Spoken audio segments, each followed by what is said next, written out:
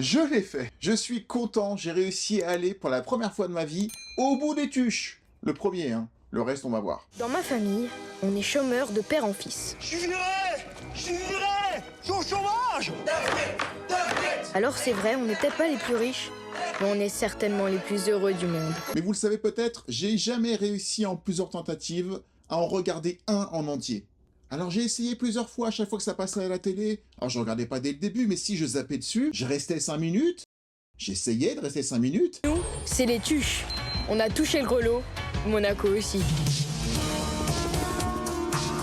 Je sens qu'on va être heureux ici. Écoutez, n'insistez pas, je viens de vous le dire, nous sommes en haute saison. Oh putain de bordel. Et à chaque fois, il y a un truc qui me faisait zapper et qui m'insupportait et je passais à autre chose. Par exemple, je me rappelle très bien être tombé sur cet extrait-là. T'es là ou t'es pas là? T'es pas là? Bah, où t'es que t'es? Où c'est que t'es? T'es pas là? T'es pas là? Où c'est que t'es? Ah, t'es là! Voilà, là, c'est insupportable. Et pour moi, ce film était ça tout le long. J'ai vu ça, c'était éliminatoire. Carton rouge, fini. T'es là ou t'es pas là avec un T? Comme tuche, comme t'es là! Tuche, t'es là! Et quand j'ai réessayé, quand c'est passé 1 année ou 2 années après, je suis tombé sur ça. Spec, spic, spuk, spock. Ouais. Mais peut-être bien que ce film, ça n'est pas que ça. La suite Alain Delon. Ah, attendez, je connais pas Alain Delon, je vais pas le déranger. J'ai quelque chose d'important à vous dire. T'as gagné au loto?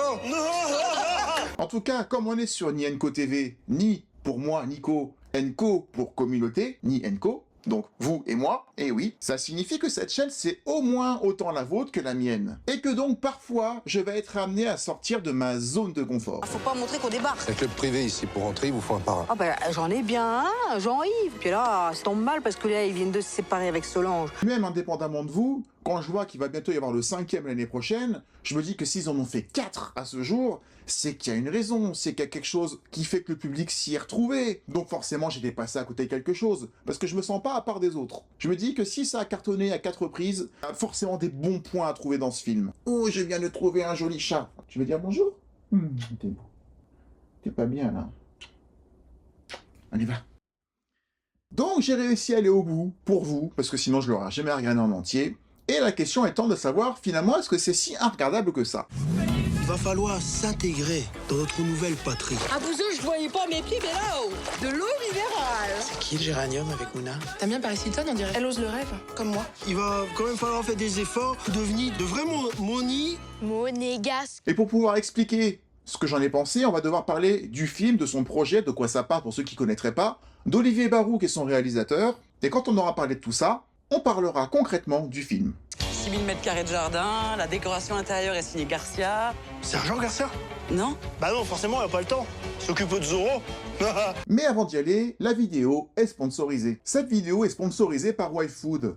Si comme moi, vous n'êtes pas du matin et que le matin dans votre lit chaque minute compte, quand le réveil est particulièrement difficile, je sacrifie parfois le petit-déj et je me rattrape fort mal sur le trajet ou en arrivant au boulot, en mangeant tout ce qu'il ne faut pas. Grâce à YFood, qui n'est pas une alternative à un bon repas, j'insiste là-dessus, vous aurez à disposition une alternative à un mauvais repas. Vous n'avez pas le temps de sortir déjeuner car vous êtes en retard dans votre travail, ou vous vous éternisez dans un bon moment, une soirée qui n'aurait pas dû durer aussi longtemps et qui vous ferait sauter un repas. Avec un YFood à disposition, vous avez un repas sous la main, noté A sur l'échelle Nutri-Score, et qui vous permet de ne pas avoir faim durant 3 à 5 heures. De quoi tenir jusqu'à midi, comme moi si vous avez sauté le repas du petit-déj. Et que ce soit sous la forme d'une barre de chocolat plus pratique à transporter ou bien des yaourts à boire, YFood s'adapte à tous vos usages, et il n'est pas nécessaire de les conserver au frais pour être consommés, vous pouvez en laisser chez vous, sur votre lieu de travail, dans votre sac, ils sont prêts à l'emploi, et ils se conservent plusieurs mois, et l'emballage est climatiquement neutre. En ce moment c'est l'été, je vous encourage à tester la gamme fruitée. Mangue, pêche, cerise, vous aurez l'impression de boire un bon yaourt liquide, pratique mais également très bon. Grâce à la promotion qui s'affiche, vous bénéficierez de 10% sur votre première commande pour le tester, et c'est un moyen de soutenir la chaîne tout en vous faisant plaisir, et surtout vous rendre service. Alors n'hésitez pas à essayer. On est parti pour les tuches.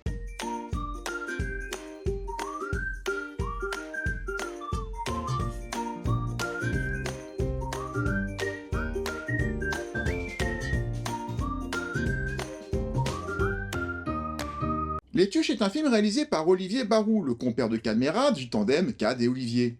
doté d'un casting, ma foi, assez prestigieux et dense, en comptant bien sûr les caméos. Avec Jean-Paul Rouve, Isabelle Nanty, Claire Nadeau, Jérôme Commandeur, Philippe Lefebvre, et dans le rôle de caméo, Pierre Bellemare, Pierre Ménès, Omar Sy, et bien entendu Calmerade. C'est un festival. Tu viens de te caper la grosse gorge. Le film raconte l'histoire de la famille Tuche, une famille relativement pauvre, mais heureuse ainsi dans leur petit village de Bouzolles. Jeff Tuche ne rêve que du chômage, et sa femme Cathy rêve de vivre à Monaco.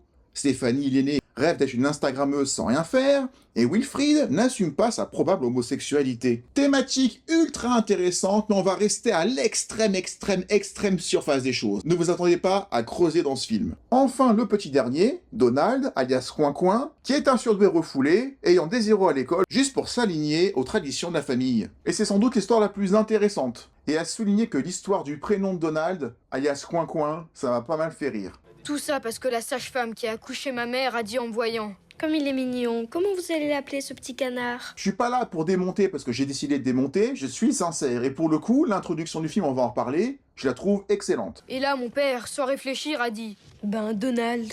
Un jour, il gagne 100 millions d'euros au loto, car madame jouait les mêmes numéros, semaine après semaine depuis toujours. Et ils vont décider de vivre la belle vie à Monaco, avec les conséquences qu'une telle somme d'argent en un seul coup pourrait avoir, à savoir prendre la grosse tête, avoir des parasites autour de soi, ou changer de personnalité. Un immense potentiel si on accepte le fait qu'il soit riche d'un seul coup, sauf qu'encore une fois, on va rester, et c'est mon grand regret avec ce film, on va rester à l'extrême surface des choses. Avec Jeff Tuche, personne reste sous là.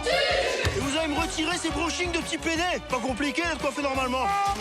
Dans une semaine, à ce rythme-là, le country, c'est un camping.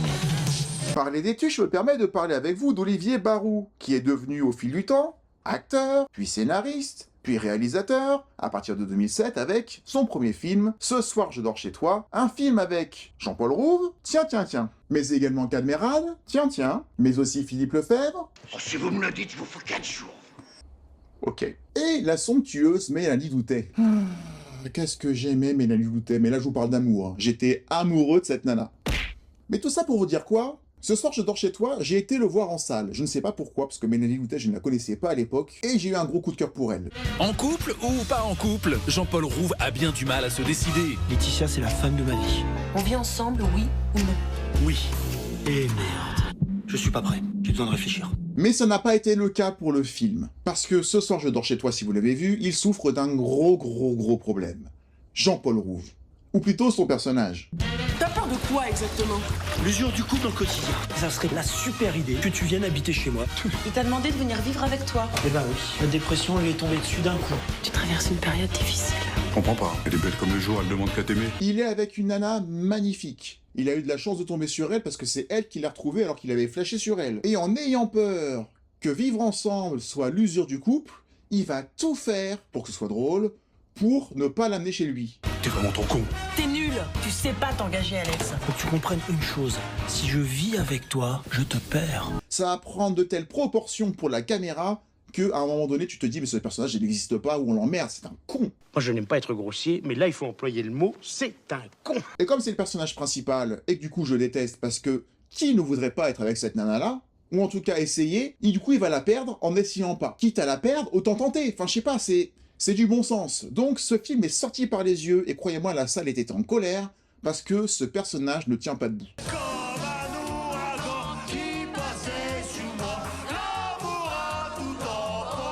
Et ça m'a tout gâché. Et donc pourquoi je vous dis ça? Parce qu'avec les Tuches, c'est un peu le même malaise que j'ai eu, et c'est encore avec Jean-Paul Rouve. Je m'expliquais, mais au départ, je pensais que j'avais un problème avec les Tuches parce que c'était pas mon univers.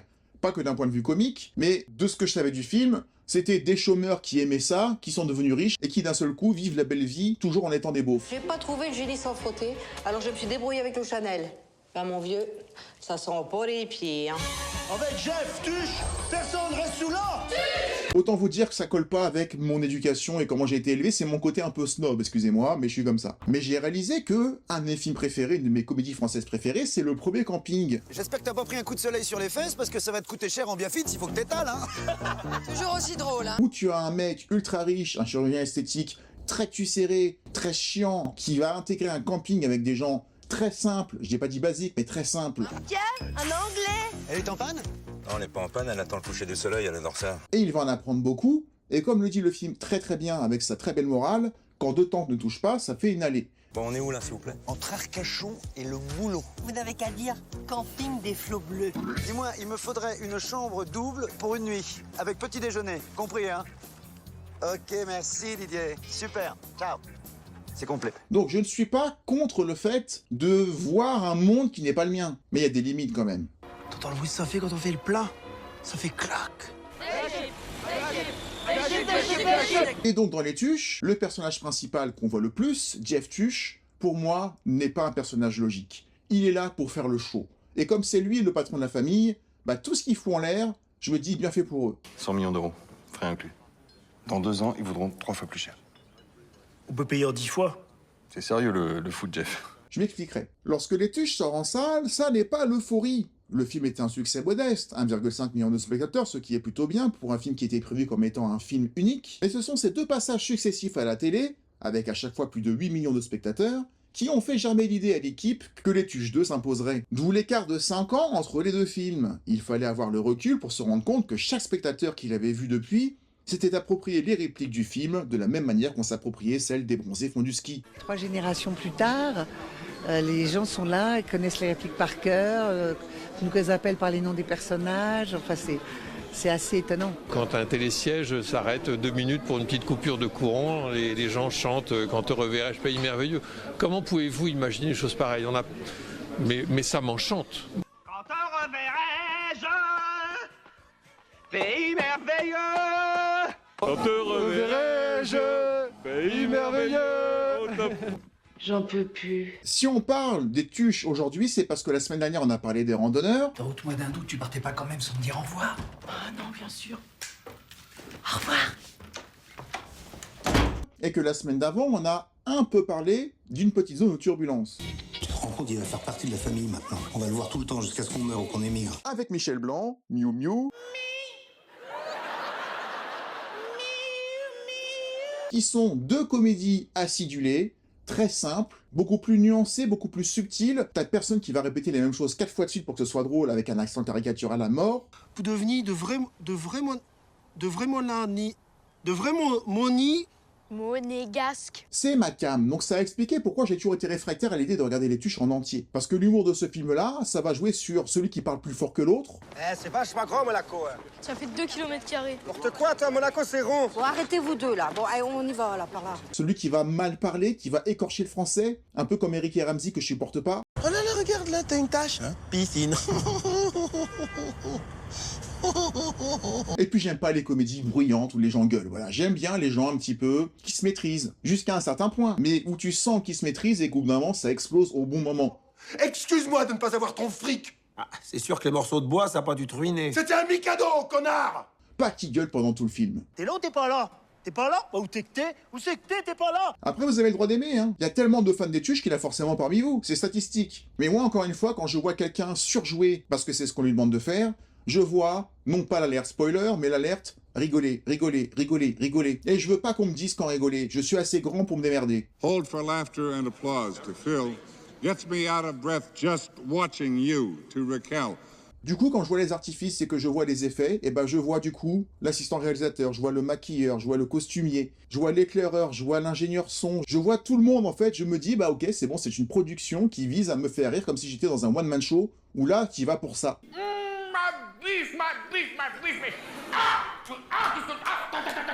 Donc, il y a pas mal de raisons qui font que je n'ai jamais voulu regarder ce film parce que j'ai cru, peut-être de façon erronée, que ce n'était pas pour moi. À cause de l'humour, à cause du monde qui n'était pas le mien, même si encore une fois, c'était pas le cas, je me suis trompé parce que j'adore camping, donc techniquement j'aurais dû aimer de voir ces nouveaux riches se confronter à la richesse et à des gens riches, à un autre univers. J'aime les rencontres, la comédie c'est ça. Tente maréchal, 4 places adultes, 2 places enfants. Ventilation latérale, couture étanche, double toit. C'est une tente, quoi. Mais alors qu'est-ce qui va pas? Qu'est-ce qui coince? Pourtant il y a un énorme potentiel dans ce film, ne serait-ce que de voir Madame Tuche qui rêvait de Monaco, qui aurait pu se confronter à la dure réalité d'être une parvenue, d'avoir quand même une sale image. Tu crois qu'un jour, je serai une vraie monégasquaise? Je crois surtout, Cathy, qu'il faut que tu restes ce que tu es. C'est à peine esquissé dans le film quand t'avais intégré une espèce de club privé. C'est un club privé ici. Pour rentrer, il vous faut un parrain. Ah ben, j'en ai bien un, Jean-Yves, mais il est à Bordeaux. Mais elle y rentre très facilement, et après elle se fait amie vraiment avec beaucoup de monde. C'est qui le géranium avec Mouna? sa voisine. C'est celle qui a gagné 5 millions à la loterie française. Le film va pas assez loin, le film, encore une fois, c'est du saupoudrage. C'est vraiment lisse. On ose à peine, alors qu'il y a un boulevard de thématiques que ce film devrait creuser, qu'il te suggère, qu'il te montre, mais qu'il te propose pas. C'est fou, ça fait 5 ans que je ne suis pas entrée dans un hypermarché. Oh, on prend des glaces. Du coup, on va rentrer dans la deuxième partie, l'analyse. Mais à un moment donné, ils ont des voisins. Ils veulent inviter tous leurs voisins dans leur somptueuse baraque. Sauf qu'il y a une seule famille qui répond à l'appel, une famille qui dit « mais on va pas aller chez les ploucs ». Cathy Tuche, mon mari, Jeff Tuche, ma fille, ma princesse. Et ils y vont parce qu'ils veulent s'amuser. Et bah, en une journée, on va passer une soirée chez eux, la deuxième, ils sont déjà les meilleurs amis du monde. Comment tu les trouves, les Tuches? Bah, un peu plouc, mais ils ont un truc. Quel truc? Bah, ils sont attachants. Madame est amie avec madame, la fille est amie avec la fille, le fils avec le fils. Comme chacun a son double excès pratique, ça manque de transition. Ça va beaucoup trop vite, c'est trop facile. J'ai perdu l'habitude d'être détendue, moi. Une petite coupette? Ah oui, je veux bien. Normalement, on aurait dû passer un bon moment à voir ces gens les mépriser jusqu'à ce qu'ils se rendent compte qu'ils sont, et ils le sont, plutôt attachants. Mais ils s'en rendent compte trop vite. Ce film a clairement voulu privilégier des situations en ne les creusant pas, au détriment de creuser les personnages en eux-mêmes. Et je déteste ça. Et pourtant, non, pas tout de suite. Bienvenue à Bouzolles, dans le département du Limarais. Un de ces villages dont seuls les habitants connaissent l'existence. Mais déjà, je veux souligner que le film démarre très très bien. Et j'avais jamais vu le début. Mais l'introduction en voix off commentée par le petit dernier est super. Voilà Papy Jacou, mon arrière-arrière-grand-père. Il était à l'époque le seul roturier de la région à ne pas travailler. Il nous présente sa famille, génération après génération. Le grand-père Tuche a carrément inventé le chômage en demandant à ses voisins de payer son salaire qu'il n'a pas, en attendant qu'il trouve un boulot. Il avait réussi à convaincre le reste du village de lui verser de l'argent tous les mois, le temps qu'il trouve un emploi. Il a inventé le principe du chômage, ce que le Jeff Tuche va essayer de faire, mais ça ne fonctionne pas. Et là où j'ai bien aimé, c'est que Jeff Tuche a bossé 18 ans dans une usine à vérifier des billes. Contrôleur de billes, c'était ça son métier. Pendant 18 ans, il a contrôlé des billes. Mais il a toujours bossé. Il attendait le chômage, mais il n'a pas démissionné. Il attendait de se faire virer. Et quand il se fait virer, il est content. Faut surtout pas appeler les syndicats. C'est tout ce qu'il voulait. On va faire bloc, on va tous aller voir la direction. Oh, surtout pas, malheureux. Je suis chômeur, Monnier. Et moi, je pensais que c'était un chômeur longue durée et qu'on ne le verrait jamais bosser. Donc rien que là-dessus, je me suis planté. Et les réactions autour de ça, du personnage d'Olivier Barou qui fait un caméo dans le film, et qui gueule sur Jeff parce qu'il lui dit « espèce de sale chômeur », façon Gabin dans la traversée de Paris qui lui dit « salaud de pauvre », et bah qu'est-ce qu'il répond très justement, Jeff Tuche ? Espèce de chômeur. T'es jaloux? C'est super intéressant. Moi qui ai travaillé 10 ans à un guichet social, quand tu vois toujours les mêmes retirer leur CAF, leur paye comme ils disent, et qu'au bout d'un moment, toi tu enrages à gagner à peu près la même chose qu'eux en étant au guichet, mais au lieu de rager comme j'ai fait, bah réagis, je sais pas. Comme Papy Jacou, il a bien essayé de convaincre les gens du village de lui verser de l'argent tous les mois, mais à sa grande surprise, ils ont refusé. Fais comme eux, à la limite, ou change de boulot, mais ça m'a fait réfléchir. Oui, je devais être jaloux. T'es jaloux? Et si je les méprisais, c'était vraiment par jalousie. Ils faisaient leur sortie en bureau de poste et rentraient chez eux peinards. Moi, je passais 9 heures là-dedans. Est-ce qu'on va développer ce rapport à l'argent? Ben pas vraiment, encore une fois. Surface des choses. Et dès qu'ils arrivent à Monaco et qu'ils ont gagné de l'argent, il se passe plus rien. C'est le vide scénaristique absolu. Le coup de la banque qui change d'avis quand il voit le chèque, on a vu ça 50 fois, c'est pas drôle. Fallait me le dire en arrivant, je suis désolé. Bienvenue à la Banque zurichoise d'investissement. Bon, en plus, c'est pas vraiment tourné à Monaco parce qu'ils ont pas eu les droits, ça a été tourné à Nice, chez moi, j'ai reconnu toutes les rues. L'accueil dans le plus bel hôtel de la ville, qui affiche soi-disant complet alors que non, pareil. C'est tellement vu et revu, il n'y a aucune originalité dans la façon de l'amener. Je suis désolé, monsieur, nous sommes en haute saison, l'hôtel est complet. Pensez à réserver la prochaine fois. J'ai rien contre le fait de vivre ça, mais qu'ils le fassent d'une autre façon, même les rois mages, ils l'ont fait mieux. Vous avez du liquide? Hélas, nos outres sont vides, et nous avons grand soif. Je suis énervé. Je suis énervé parce que j'en attendais plus, et parce que j'ai vu plus de potentiel, alors que je m'attendais à m'emmerder et à rien voir du tout. Quelque part, c'est positif. Mais quand tu vois des répliques plutôt subtiles comme celle-ci... Alors c'est vrai, on n'est peut-être pas les plus riches, mais on est certainement les plus heureux du monde. Excellente réplique. Ça peut amener tout le conflit qui va se passer par rapport à l'argent, mais pas vraiment. Non. Je m'attendais à ce qu'on puisse voir que l'argent ne faisait pas le bonheur, ou qu'il y a des choses qui s'achètent pas. Non, pas vraiment. Entre le moment où ils arrivent à Monaco et le moment où ils en repartent, c'est le vide. Attention, faut faire la place à la bombe! croyez qu'ils vont rester encore longtemps ici, monsieur? Avec des petits moments sympas, attention, quand madame étend ses petites culottes sur le balcon de l'hôtel de luxe alors que c'est prévu dans les prestations et qu'elle veut le faire elle-même. Non mais je vous en prie madame, c'est au service d'étage de s'occuper de ça. C'est rien que du petit linge, hein. Tiens, si vous voulez m'aider. Ou quand ils se font livrer un Tahiti douche, parce qu'ils ont l'habitude du Tahiti douche de chez eux à Bouzol. Maman, y a pas de Tahiti douche? T'as un choc des cultures et t'as des chocs sociaux qui sont super intéressants. Mais pareil, tu vas avoir 5% de ça dans le film, le reste c'est de la banalité ou de la grossièreté ou de la lourdeur. La décoration intérieure est signée Garcia. Sergent Garcia? Exemple, le passage avec l'homosexualité du fils, il n'y a qu'une seule scène où c'est vraiment révélé et où il y a une réflexion, c'est quand le plus petit le fait remarquer au dîner qu'il va falloir qu'il assume.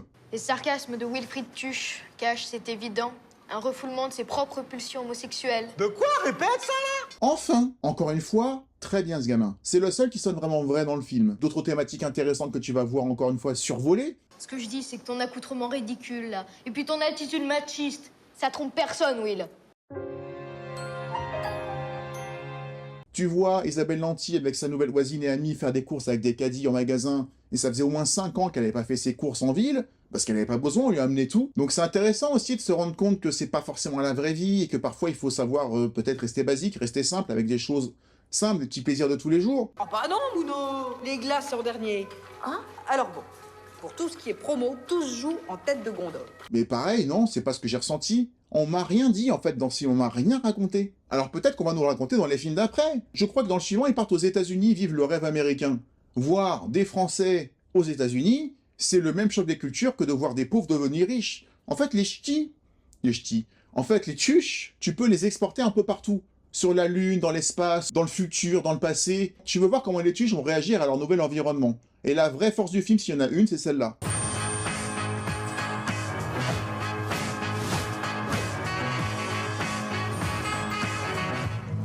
Un camping-car de bâtard!